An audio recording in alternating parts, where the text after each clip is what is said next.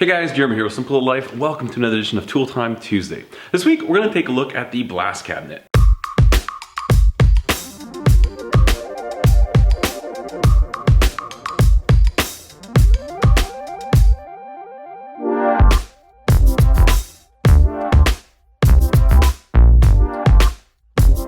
Now before we get too deep into today's episode, I just want to let you know for these Tool Time Tuesdays, what I'm going to start doing is just opening it up to all kinds of stuff that I have in my shop. When I originally wanted to do this series, I was hoping to do like very specific and very niche knife making tools, tools that were very uncommon, maybe that you hadn't seen before, just to kind of give you some ideas of what's out there. But I'm quickly running out of tools to feature, so I'm just going to open it up to even some of the common and ordinary tools that a lot of you guys probably have. I'll just kind of share with you how I use them, why I use them, and maybe kind of get some gears turning. You know, often I'll see other knife makers use tools that I have in very different ways, and I'm like, that's a great idea. So that's kind of the idea behind this whole series now. I just want to kind of shift its direction. All kinds of tools are going to be featured, and you know what, why not, right? I mean, we like tools. If you're watching this channel, if you're into this stuff, chances are you're a fan of tools. You know, I always thought it'd be cool if we could have like tool parties. You know, like ladies will have like their makeup parties, like Arbonne parties or Tupperware parties or something like that. Wouldn't it be awesome if we just like called up a local Snap-on guy, get a bunch of buddies over to the garage, some beer and some pizza, and just be like, hey, let's have a Snap-on party. We really gotta make that happen. So with that said, let's talk about this sandblast cabinet. First, I'll show you quickly what a sandblast cabinet is in case you're not entirely sure about that, and then I'll go over some of the things that I use it for in my knife making. All right, so the way these sandblast cabinets work, basically most of them are an enclosed box.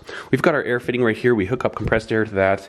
Most of them have some type of a lid that you can open and close. Sometimes it might be the upper half of the blasting cabinet. And really, you've got your sandblasting medium in there. On the other side of this hose where compressed air is hooked up to, this comes up to our sandblast gun. And we've got a valve right here. When we open the valve, it lets the air through here, and it travels over this little orifice here, and that creates a vacuum in this line, and that sucks all the sand. So basically the other end of this hose is bolted to the bottom of the cabinet.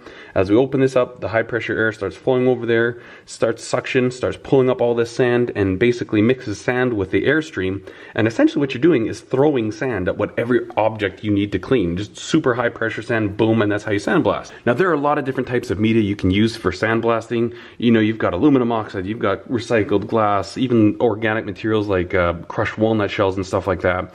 The one thing I would make sure you do is know exactly what you're using.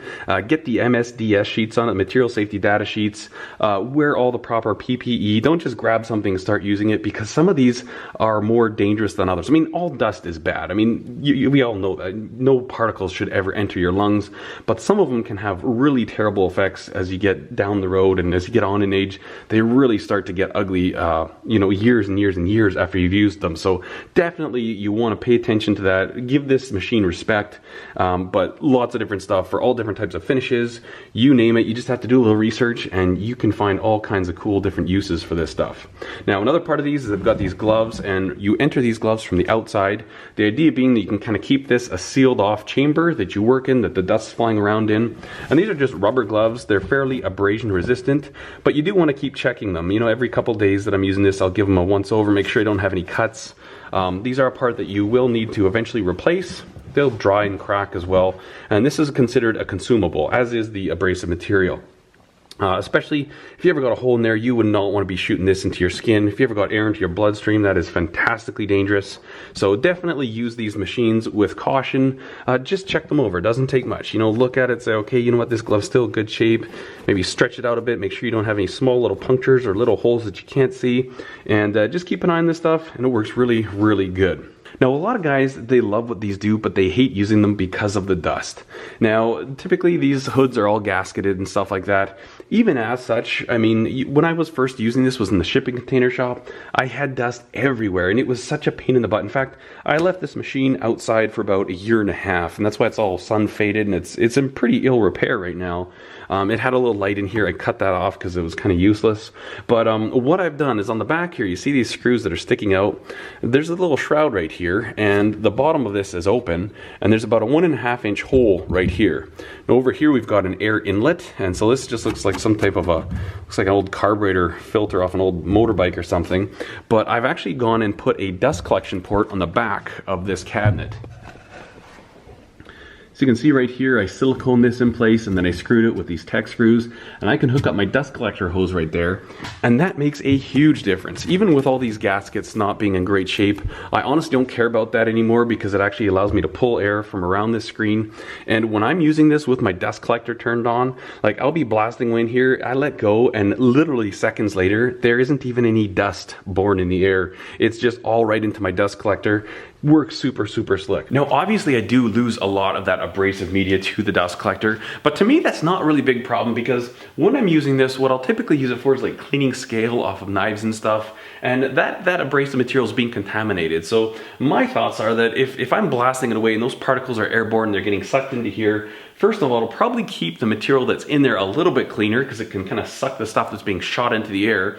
But also, I mean, that is a consumable, right? And it saves me from having to dump it all out. I can just continually add. It slowly gets filtered into the air. Like probably after about a month of use, I've got about 2-inch layer of dust in the bottom bag of my dust collection. And that's not a big deal to me because this stuff is so cheap. I figured it would cost me about $11 every 6 months to keep this thing topped up with fresh abrasives that I'm using. And so that's a really inexpensive. And like I say, just continually cycle it through. When I get low, I add more.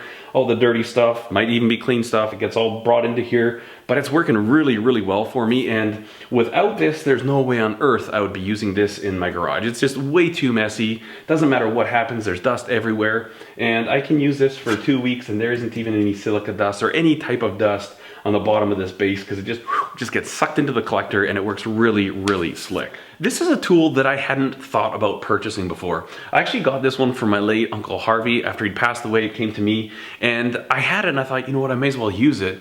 And once I started using it, I was like, you know what? This is a tool that I really don't want to be without. If anything ever happened to this and it lost functionality, I would definitely replace it like instantly because I use this so much on pretty much every single knife. So let's go over a couple of the knife making specific things that I use my blast cabinet for. Now, the very first thing I'd ever tried using this in relation to knife making was to get all the scale off my blades after I heat treated them.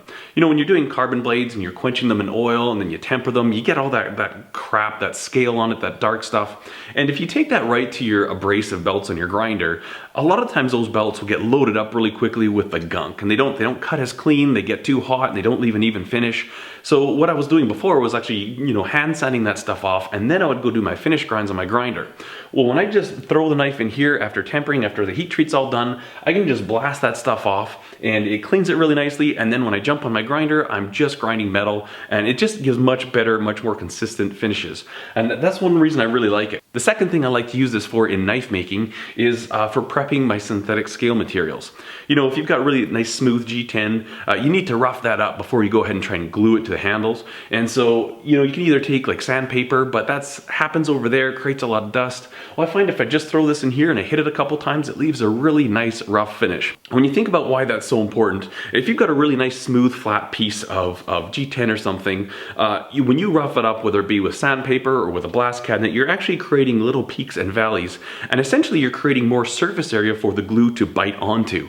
And it's huge. It makes a big difference in your knives. It's a very important step of the process, and this allows me to do it very quickly, and it's very consistent. I can also do the handle, the actual metal that the scales are going to be glued to. I can do the scales, just boom, slap them all in there, and blast that all off, and I get really good adhesion that way. And the third knife-specific task that I will use this for is to prep my blades for an acid wash. Now, if you've got a really nicely polished, say if you mirror polish the blade and put it in the acid, you're not gonna get as dark of an etch, and it's gonna take a lot longer to etch as well. Whereas if you've got a really coarsely sanded blade, say you'd stop at 120 or 220, you get a much quicker etch, and it's a darker etch as well.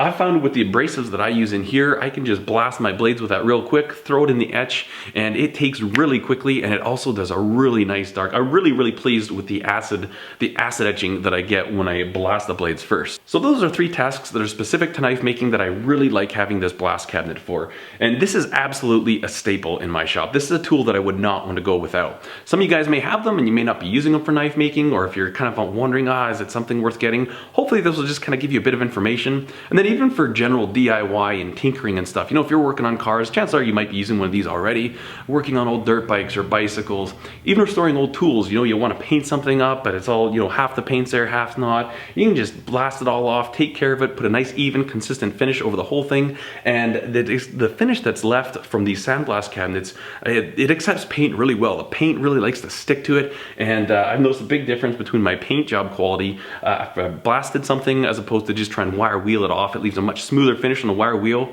The paint really likes the finish that you get when you blast something. So anyways guys, I hope you enjoyed this video. If you did, give it a thumbs up. Be sure to subscribe to the channel if you have not done so already, and hit that little notification button so you find out every time a new video comes out. And as always guys, thank you so much for watching. Cheers.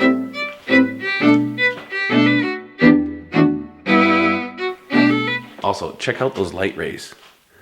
The sun's setting, we got this cool light coming in. Oh man, we should film something really cool in here, not just this. Be sure to subscribe to the channel if you have not done so. Anyways guys, I hope you like this video. If you did, give it a thumbs up. Be sure to subscribe to the channel if you have not done so. Anyways guys, I hope you enjoyed this video. Anyways guys, hopefully that's something. Anyways guys, I hope you enjoyed this video. If you did, give it a thumbs up. Be sure to subscribe to the channel if you have not done so. Anyways guys, thanks so much for... Anyways guys, I hope you enjoyed this video. Hopefully it gave you something to think about. Anyways guys, I hope you enjoyed this video. If you did, give it a thumbs up. Be sure to subscribe to the channel if you have not done so already. And hit that little notification button so you find out every time a new video comes out. And as always guys, thank you so much for watching. Cheers.